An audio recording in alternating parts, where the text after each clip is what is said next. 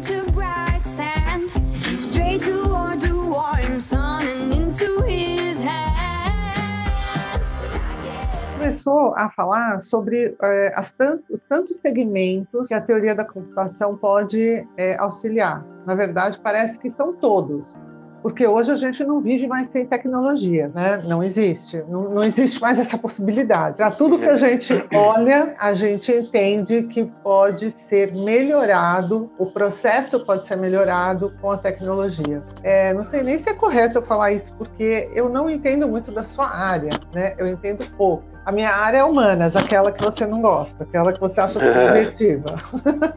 Então, assim, é legal a gente dar esse olhar mais aberto para que tantas outras áreas pode servir a engenharia de computação. Por exemplo, no agronegócio, é possível? Ah, sim, acho que todas as áreas, sem exceção. E, assim, eu sou apaixonado pela área de engenharia de computação. Eu recomendo, eu venho da profissão, eu gosto mesmo do que eu faço, né? E eu sou até um dos poucos da minha turma que continua trabalhando com projetos de computação. Muitos foram para áreas financeiras, né? Áreas de business mesmo, mas eu não, eu gosto da parte de computação, né? O engenheiro de computação, ele tem uma capacidade, né, de entender, né, resolver problemas com o uso de técnicas de computação, com computadores, né? São máquinas que executam cálculos, que fazem essas computações.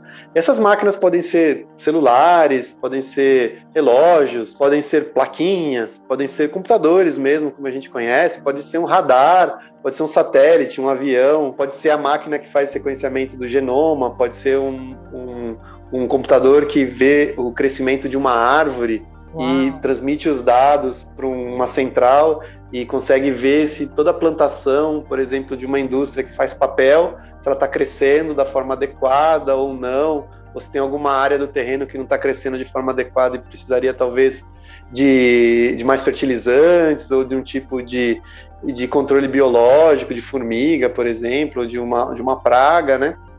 Então, assim, a área de computação, ela vai lidar com todos esses dispositivos, tecnologias, né, com essa computação e também com os algoritmos, com a parte do software, ou seja, das instruções que rodam nesses computadores, né, para poder realizar as funções que a gente pretende. Então, assim, a gente está falando de equipamentos médicos, a gente está falando de aplicações na área financeira, a gente está falando de aplicações para cidades inteligentes, a gente está falando de soluções para o home office, né, para o trabalho atual. Então, assim, a engenharia de computação, ela vai resolver esses problemas que a gente está tendo, ela vai tentar buscar formas de resolver esses problemas mais rápidos, ou mais baratos, ou com mais qualidade, ou com mais escala, né, que consiga ser feito para milhares de pessoas ao mesmo tempo. Então, a computação dá esse poder para a gente. Então, por isso que eu gosto muito dessa área. Muito legal.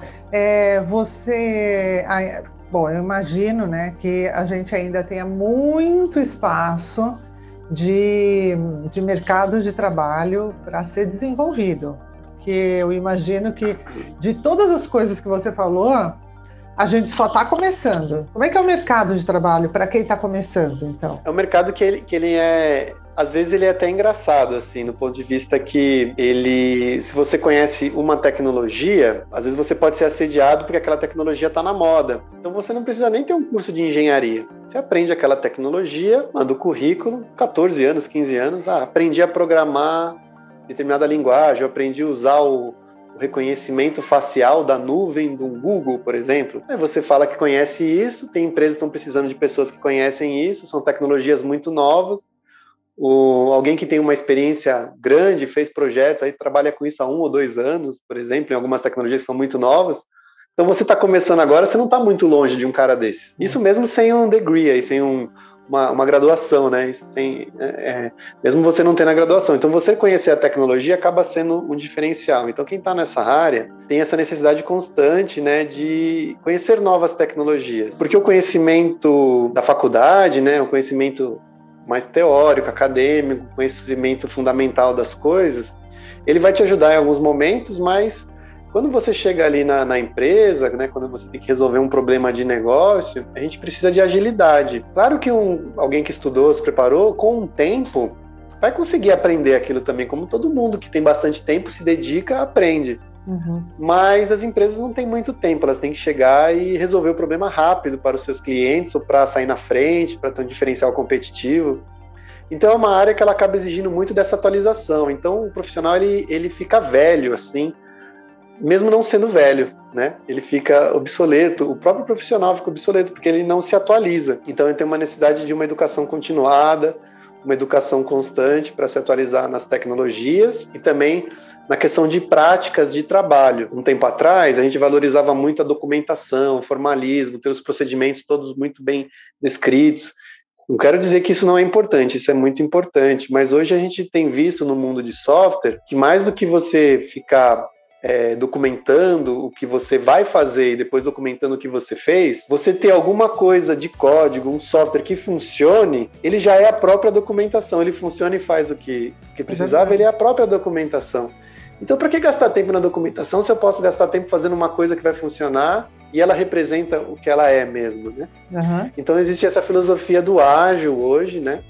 Que fala pra gente assim, poxa, vamos focar no resultado, vamos fazer o que a gente precisa realmente, né? E então isso está exigindo até a forma de trabalho, o profissional, ele buscar novas ferramentas de trabalho. O engenheiro de computação, ele saber só das questões de computação, uma engenharia de software, uma engenharia de hardware, não é suficiente para ele atuar. Ele vai precisar conhecer de negócio.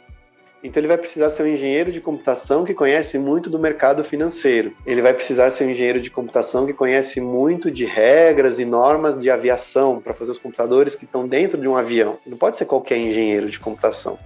Então ele precisa ser um engenheiro de computação que se especializa nessa área. E se é um engenheiro de computação que trabalha com projetos, com diferentes empresas, diferentes negócios, ele precisa ser um engenheiro de computação que aprende muito rápido de outras áreas de negócio. E aí ele vai ser um bom engenheiro de computação. A gente pode pensar que você faz parcerias com essas pessoas que são do segmento, que são do business, ou não? Claro, a gente não tem como a gente fazer nada sozinho, né? Então, assim, hoje, teve uma época aí atrás que a gente até tinha softwares que a pessoa fazia sozinho, e o CD, ou até o disquete na revista.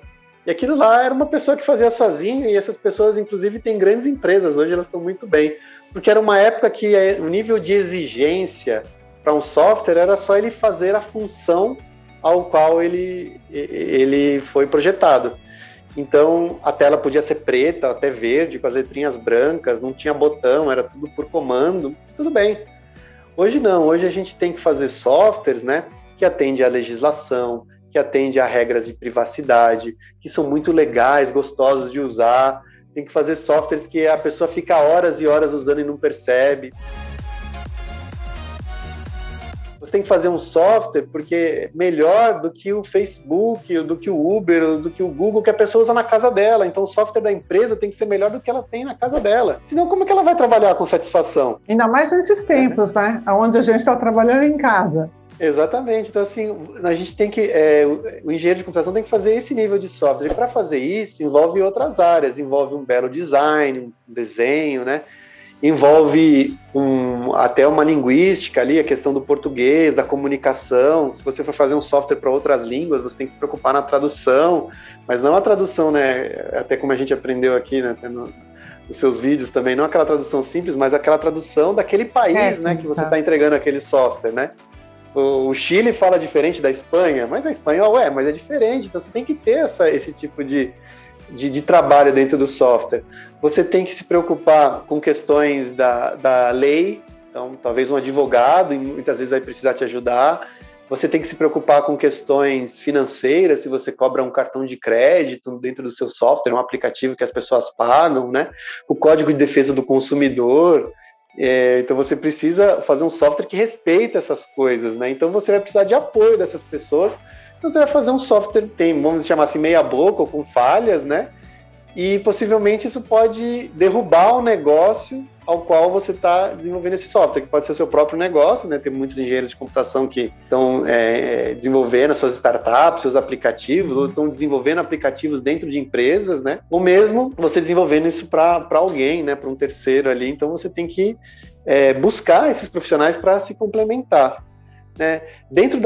Pensando no próprio projeto, assim, a gente tem alguns perfis. A gente tem o designer, a gente tem o analista de sistemas, né, que não precisa ser um engenheiro de computação, pode ser alguém que fez uma faculdade de análise de sistemas, ou alguém que conhece muito daquela área, por exemplo, um contador, alguém da área financeira, ou alguém da área, se a gente estiver fazendo um software, por exemplo, para um evento, alguém da área de eventos, que conhece muito de eventos e consegue explicar como que o software tem que funcionar, né?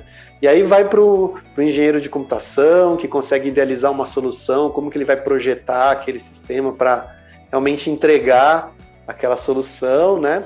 E aí tem os testers, pessoas especializadas em teste, pessoas especializadas em qualidade, que elas testam, mas também elas abrem esse software para que outras pessoas usem, né? Você já viu falar de usuários beta, né? Sim. Sistemas. Sim. Então existe uma técnica, existe um processo para você abrir um sistema para beta. Não é assim, tá o sistema aí, testa aí, gente. É beta agora, que legal, testa aí. Não, existe uma técnica, um processo.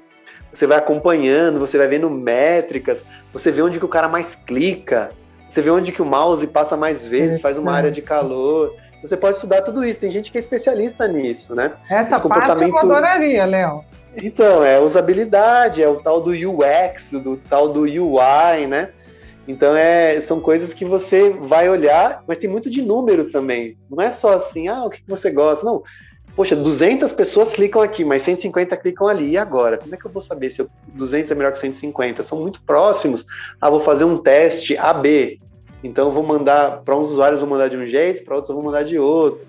Então, existe essa parte humana aí, né? Mas muito ligada e que bebe muito, que utiliza muito de tecnologia para poder ser executada. Não dá para fazer isso no papel só, né? Então, então todos esses profissionais que participam, né? Fora outros ali que depois profissionais ali tem sistemas que você faz para integrar com o governo, então você precisa ter alguém para conversar com o governo que tem essa linguagem, conhece as leis, sabe o processo para... existem muitos dados hoje no governo que são abertos, por exemplo, mas se você tentar acessar o dado, você não consegue. Mas é aberto. Por quê? Porque o governo ainda não se estruturou para entregar esses dados, né? Ou porque ele já tem uma estrutura, mas aqueles dados que estão lá não te atendem. Mas, assim, pela lei você pode, porque os dados são abertos, mas ainda não tem uma estrutura que te ajude. Então, existe uma forma de você conseguir isso. Você precisa mandar uma carta, tem um jeito de escrever essa carta, de fazer essa requisição, um formalismo para isso. Então, existe essa burocracia. Tem gente que sabe lidar com isso para conseguir viabilizar empresas, né? Para viabilizar novos negócios, né? Para conseguir dar transparência em informação. Então, assim, é uma área que depende muito das outras áreas. Sem as outras áreas, ela não é nada. Ela é tecnologia pela tecnologia, ela não é nada. Ela fica legal, a tecnologia, a computação, quando a gente aplica para resolver um problema, né?